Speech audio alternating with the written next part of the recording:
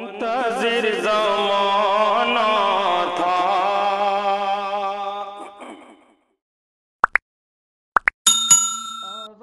اسلامی تاریخ۔ حضرت آدم علیہ السلام پیدائش کے بعد ایک عرصہ تک جنت میں تنہا رہتے ہوئے بے چینی محسوس کرنے لگے، تو تسلی کے لیے اللہ تعالیٰ نے ان کی بائیں پسلی سے حضرت حوا علیہ السلام کو پیدا کیا اور دونوں کو حکم دیا کہ اس درخت کے علاوہ جنت کے تمام نعمتوں کا استعمال کریں۔ شیطان نے وسوسہ ڈال کر بہکایا کہ اس درخت کی خصوصیت یہ ہے کہ اس کا پھل کھانے کے بعد تم ہمیشہ جنت میں رہو گے۔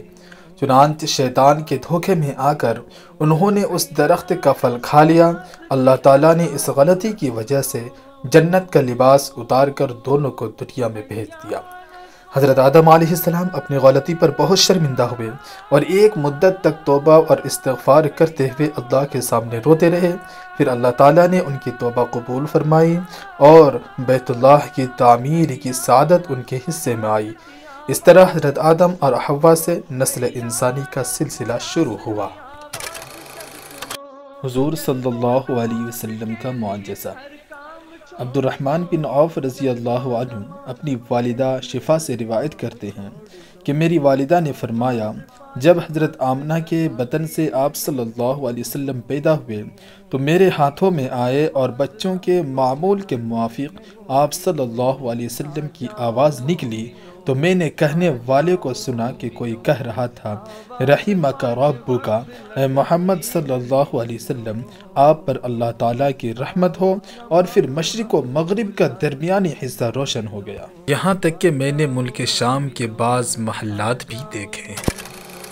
ایک فرض کے بارے میں رسول اللہ صلی اللہ علیہ وسلم نے فرمایا، پانچوں نمازیں، جمعے کی نماز پچھلے جمعے تک اور رمضان کے روزے پچھلے رمضان تک درمیانی اوقات کے تمام گناہوں کے لیے کفارہ ہے، جبکہ ان اعمال کو کرنے والا کبیرہ گناہ سے بچے۔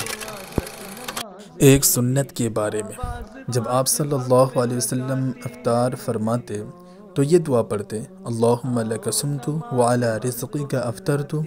ترجمہ، اے اللہ میں نے تیرے لیے روزہ رکھا اور تیرے ہی دیے ہوئے رزق سے افطار کر رہا ہوں۔ ایک اہم عمل کی فضیلت۔ رمضان کے 3 حصے۔ رسول اللہ صلی اللہ علیہ وسلم نے رمضان کے متعلق فرمایا، یہ ایسا مہینہ ہے کہ اس کا اول حصہ اللہ کی رحمت اور درمیانی حصہ مغفرت اور آخری حصہ آگ سے آزادی ہے۔ جو شخص اس مہینے میں اپنے غلام و خادم کے بوجھ کو ہلکا کر دے، اللہ تعالیٰ اس کی مغفرت فرماتے ہیں اور آگ سے آزادی عطا فرماتے ہیں۔ ایک گناہ کے بارے میں قرآن میں اللہ تعالیٰ فرماتا ہے، جو لوگ سود کھاتے ہیں تو کل قیامت کے دن قبروں سے اس حالت میں اٹھیں گے جیسے کسی کو جن بھوت نے لپیٹ کر پاگل بنا دیا ہو۔ دنیا کے بارے میں دنیا پر راضی ہونا۔ قرآن میں اللہ تعالیٰ فرماتا ہے، کیا تم لوگ آخرت کی زندگی کے مقابلے میں دنیا کی زندگی پر راضی ہو گئے؟ دنیا کا مال و متاع تو آخرت کے مقابلے میں کچھ بھی نہیں، اس لیے کسی انسان کے لیے مناسب نہیں ہے کہ وہ آخرت کو بھول کر زندگی گزارے یا دنیا کے تھوڑے سے ساز و سامان کے خاطر اپنی آخرت کو برباد کرے۔